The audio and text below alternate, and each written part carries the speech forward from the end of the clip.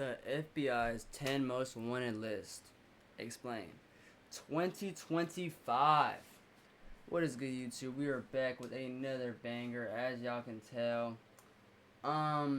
What's it called?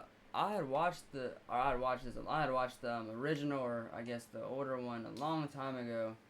But shit, this one came out, I think, Bro, I don't even mean to be saying that shit, bro. But I think it came out like 8 days ago. I'm just 8. I'm just 8 because I'm not going. I'm tired of saying that shit. This one came out like 8 days ago. Had a pretty good amount of views. I'm pretty sure the first video I reacted to, not reacted. I can't even talk. It's too late. It's 3:30 a.m. right now, bro. I'm trying. You feel me? I'm trying. What's it called? The last video I reacted to, it was pretty interesting. So, enough yapping, enough bullshitting. Let's get straight into the video. Come on. Every person currently on the FBI's most wanted list. This is the FBI's 10 most wanted list. It is a rotating list of fugitives that are so wanted by the government that they are literally asking the public for help and offering major cash rewards. When I did a deep dive on the most wanted list a year ago, you guys loved it. And today, I'm going to be doing an updated version of the list. Not only am I going to explain in detail who is currently on the list and why, but I am also going to give updates about everybody who was on the list in my last video and what happened to them today. Hey. Now, let's begin. Nice. Fausto Isidro Meza Flores. Fausto was born on June 19th, 1982 in Mexico. He is 43 years old, he has dark hair, brown eyes, weighs approximately 160 pounds, and is 5'6". And Fausto is also known as El Chapo Isidro. Fausto is one of the most recent additions to the FBI's most wanted list, being added only on February 4th, 2025. Although this individual is no stranger to crime and has a long history of criminal activity. Fausto is accused of spending the last 20 years flooding the United States with drugs that are extremely deadly and dangerous to society. This list includes fentanyl, cocaine, heroin, and other deadly drugs. It's reported that Fausto started his criminal career as an independent solo trafficker, bringing small loads across the border for quick cash. Although today, it's assumed that he is the leader of the Meza Flores cartel, with a massive drug route smuggling millions of dollars of drugs into the United States every single year. According to the FBI, the Meza Flores cartel is based out of Sinaloa, Mexico, and is primarily involved in the production, transportation, and distribution of these deadly drugs, meaning that they're pretty vertically integrated, but unfortunately in the worst way possible. Like any good alleged cartel boss, Fausto is not only wanted for drug charges, but he's also wanted for potential links to other insane crimes such as kidnapping, extortion, torture, and murder. It is believed that Fausto currently resides in Mexico, and he is considered armed and dangerous and an international flight risk. The charges that Fausto are currently facing are the following: conspiracy to manufacture and distribute 500 grams or more of methamphetamine, distribute 5 kilograms or more of cocaine, distribute 1 or more kilogram of heroin, and distribute 1,000 kilograms or more of marijuana for importation into the United States, use and possession of a firearm. Those charges are insane, and we're only just getting started. And if you happen to have any information about Fausto, the government is offering up to $5 million for any information. Hey, they really want this nigga. Oh my god. 5 mil? Oh my, they are pleading for this nigga, that leads bro. to the arrest and conviction of Fausto Meza Flores. That reward is massive, but I doubt it's the biggest one we're gonna see on this list. Let's move on. Giovanni Vicente Mosquero Serrano. Giovanni was born on February 22nd, 1988. He's 37 years old, born in Venezuela, has black hair, brown eyes, and his height and weight are unknown. And he's also known as El Viejo. Giovanni was added extremely recently to the FBI's most wanted list, being added only a few months ago in June of 2025. Although the list of charges I'm about to read you, it's no surprise he's on this list. Giovanni is currently being charged with international cocaine distribution conspiracy, international cocaine distribution, providing material support to a foreign terrorist organization conspiracy, and attempting to provide material support to a foreign organization. Giovanni is the alleged senior leader of the Tren de Aragua transnational gang, a gang that has specifically been designated as a foreign organization by the United States government. This gang originated solely in Venezuela, but now has operations throughout all of Latin America and the United States. And the primary reason why Giovanni is on this list is because the gang that he is the alleged senior leader of is allegedly responsible for sending gang members into the United States to engage in drug trafficking, human trafficking, weapons trafficking, and other violent crimes. The hunt for Giovanni specifically is actually part of a broader movement in the United States known as Operation Take Back America. which is a DOJ-led campaign targeting cartels and violent gangs that are based in other countries but operating within the United States. And not only is there support from the FBI in this investigation, but there's also support from DEA, CIA, and other international partners. As of today, it is believed that Giovanni is either in Colombia or Venezuela. And if you have any information that could lead to the conviction or arrest of Giovanni, the US government is offering $3 million for your information. Omar Alexander Cardenas. Omar was born on March 23, 1995, in Los Angeles, California. He is currently 30 years old, has dark brown hair and brown eyes, and 1990 for your information. To the conviction, Omar Alexander Cardenas. Omar was born on March 23, 1995, in Los Angeles, California. He is currently 30 years old, has dark brown hair and brown eyes, and is approximately 5'6" and roughly 250 to 300 all these niggas 5'6", which is an insane build. What's more insane are his crimes. On August 10 niggas said which is in the same bill. 15th, 2019, Omar is Bro, why this nigga gotta do some bullshit on my birthday? What's more insane are his crimes. On August... Hey, if y'all don't know, real nigga birthday is on August 15th, bro. If y'all don't know. What the fuck this nigga do on my birthday, 15th, bro? 2019, Omar is alleged to have arrived at an open-air shopping center, walked directly up to the window of a barbershop, and fired several rounds into the barbershop via a semi-automatic pistol. And unfortunately, during the shooting, one man lost his life. Although, interestingly, according to the FBI, it's believed that Omar doesn't even know the man that he killed, meaning that he either shot someone he was not intending to kill, or this was simply a random act of violence, likely as part of a gang initiation. Fortunately, there is CCTV footage of Omar walking to the shopping center and slowly waddling away as well. Although, even with this video footage, he has still not been caught nearly 6 years later. According to the FBI, it is alleged that Omar is involved with the Pierce Street Gang in Los Angeles. And it's also believed that his street name is Dollar, likely short for Dollar Menu. In all seriousness though, Omar is currently facing the charges of unlawful flight to avoid prosecution and murder. And once again, according to the FBI, it is believed that he has also been involved with other violent crimes as well, further adding to the terror this man has caused. It is reported that Omar often has a beard and also sometimes wears thick prescription glasses. And the FBI also believes that Omar may be in Mexico but could possibly be anywhere in the United States. To me, it's still shocking that 6 years later, this man that killed somebody in broad daylight on camera is still free to this day. But it's for this reason that the FBI is currently offering $250,000 for any information that could lead to the arrest or conviction of Omar Alexander Cardenas. Alejandro Castillo. Alejandro, or Alex Castillo, was born on November 26, 1998, making him the youngest person on this list, being only 26 years old at the time of recording. He was born in Arizona, has black hair, brown eyes, is 5 feet 6 inches tall, and bro, I'm telling you, what is with everybody and their mama being 5'6"? What the fuck? 180 to 190 pounds. Similar to Omar, Alejandro is wanted for unlawful flight to avoid prosecution and murder. But in case that wasn't crazy enough, the story behind it makes it even crazier. In August of 2016, Alejandro was working in a Shomar's restaurant in Charlotte, North Carolina. He worked at this restaurant with his current girlfriend Mia and his ex-girlfriend Sandy. At this time, Alejandro that boy doing something right. was 17, Mia was 19, and Sandy was 23. An investigation by what the fuck did they say? What did he say? I heard some Alejandro shit. was 17, Mia was 19, and Sandy That boy was a player. The FBI in That boy a Charlotte player. revealed that Alejandro actually borrowed and owed Sandy $1,000. Although this was a debt he never intended to repay. Phone records were able to confirm that on August 9th, 2016, Alejandro had contacted Sandy telling her that they should meet up so he can pay her the money. Sandy agreed to meet up with him and they met at a Quick Trip in Charlotte. And what happened next was genuinely disturbing. When the two met at the Quick Trip gas station, Alejandro quickly forced Sandy to take out all of the money she could out of an ATM, and then it's suspected that he took her car with her in it to a remote location where he took Sandy out of the vehicle, shot her, killing her instantly, dumped her body in the ditch, and then stole her car to flee the scene. 6 days later, on August 15th, Sandy's car was found at a bus station in Phoenix, Arizona, Alejandro's hometown. And only 1 day later, on August 16th, Alejandro was seen on CCTV. What's up with all this shit being right near a nigga birthday, crossing bro? the Arizona-Mexico border on foot to unfortunately never be seen again. To add insult to injury, it was only hours between the time that Alejandro had passed into Mexico and the body of Sandy was finally discovered back in Charlotte. It is believed by the FBI that Alejandro is still hiding in Mexico and is possibly being protected by local authorities. To me, it is just so heartbreaking how seemingly easily Alejandro was able to get away with this crime for this long. However, there is still hope that justice will finally be served. It is for that reason that the United States government is offering up to $250,000 for any information that could lead to the arrest or conviction of Alejandro Castillo.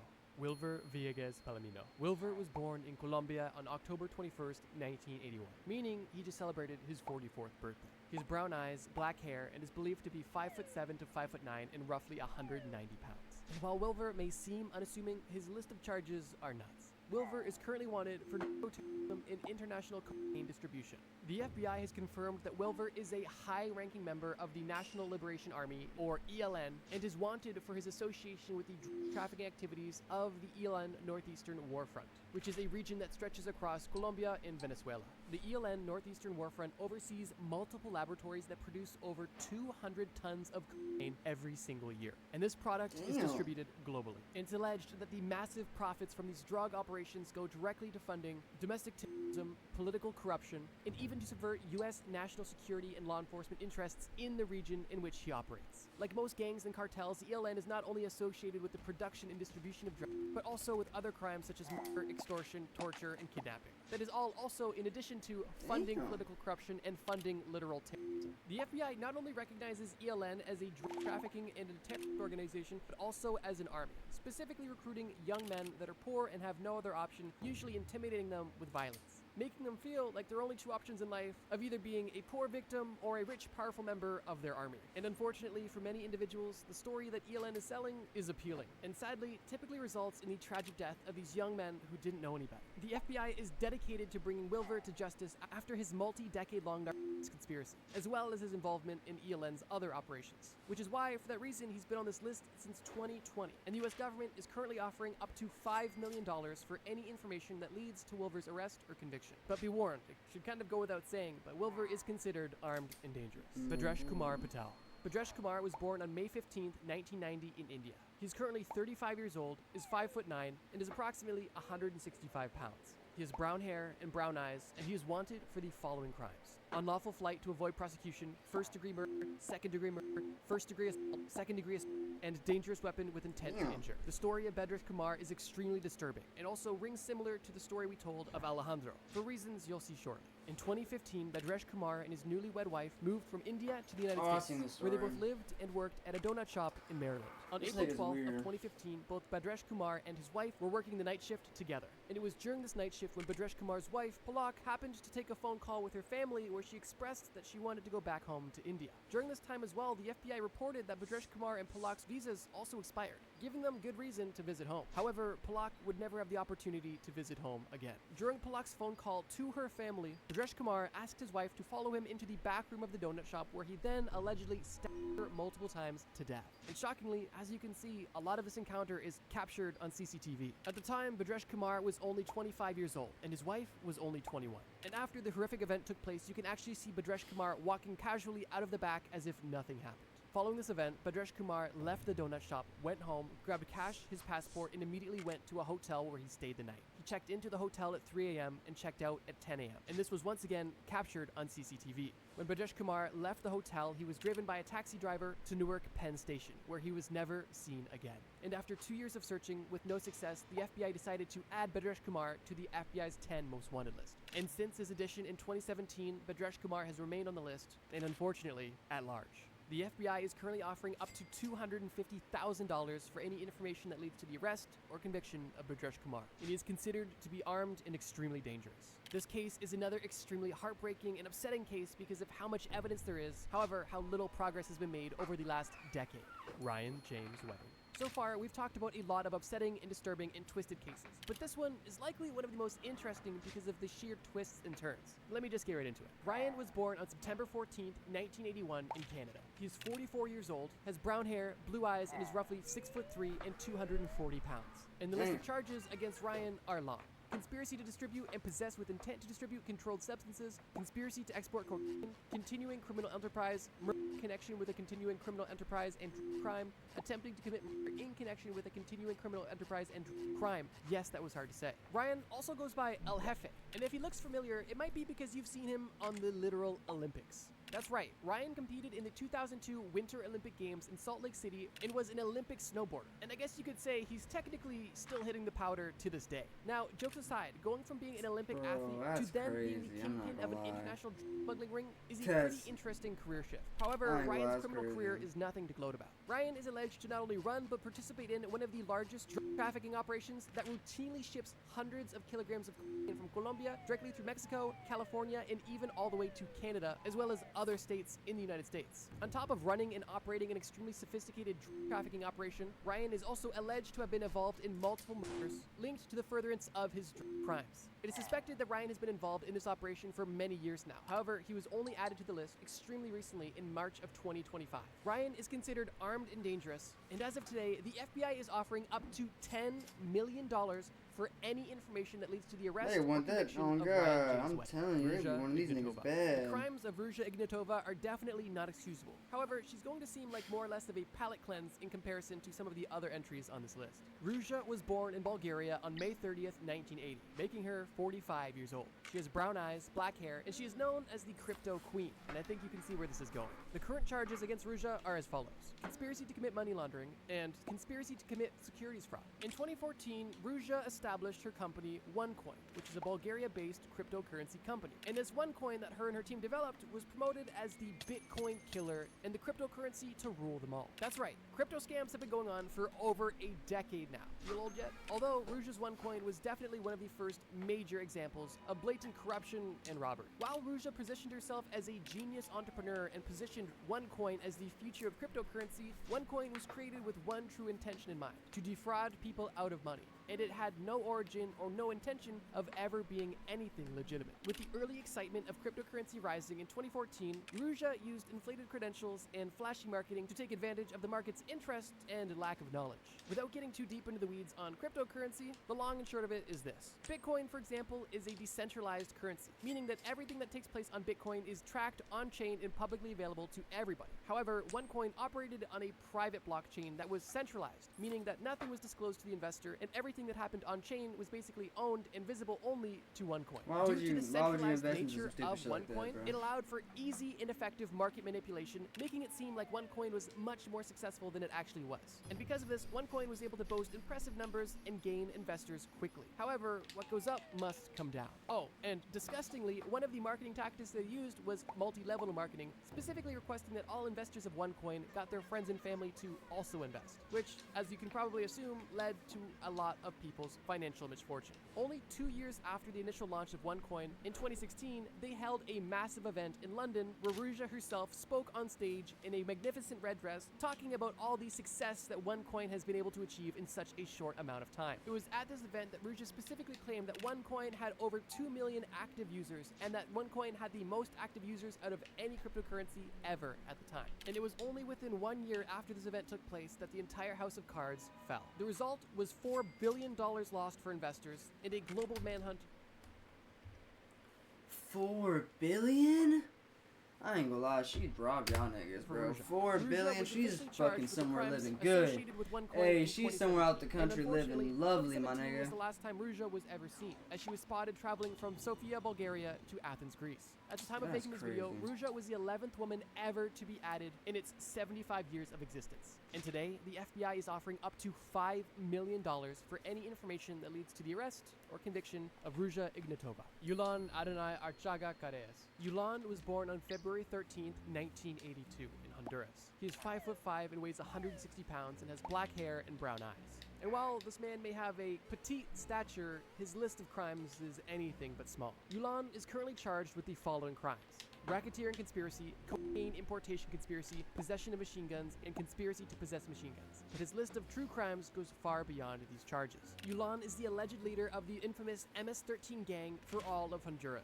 MS-13 is an extremely dangerous transnational gang whose sole purpose is violence. MS-13 uses violent acts worldwide to support their prestige, enhance their reputation, and to control and grow its controlling territories. The FBI has stated themselves that they don't understand the end goal of MS-13, and they believe that MS-13's goal is to use fear to grow in power to then eventually grow into some sort of governmental entity. But that is still unconfirmed. With the fear and reputation of violence that MS-13 has, they're easily able to sell drugs and extort individuals in return for large sums of money to further fund their terroristic activity. And I don't use that term lightly. MS-13 is considered a terrorist organization in El Salvador, and it's likely to be considered that in other places as well soon. With this brief explanation of what MS-13 is all about, it's not hard to understand why the leader of an entire division of this group is currently on the most wanted list. And the reason reason why America is so interested in Julian is because, once again, his operations closely involve violent acts that take place on American soil and the mass importation of illegal and deadly drugs onto American soil. Julian has been on the FBI's most wanted list since 2021, and at the time of recording this video, he still remains at large.